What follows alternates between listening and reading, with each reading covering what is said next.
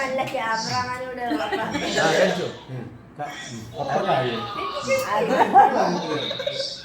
പരസ്പരം അതുകൊണ്ട് അങ്ങോട്ടും ഇങ്ങോട്ടും കൊടുക്ക്.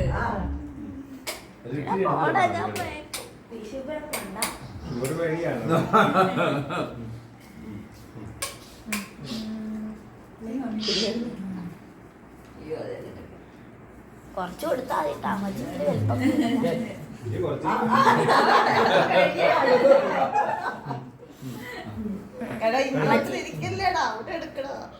നീ അവിടെ എടുക്ക, എല്ലാരും വായി വെച്ച് കൊടുക്കുന്നു.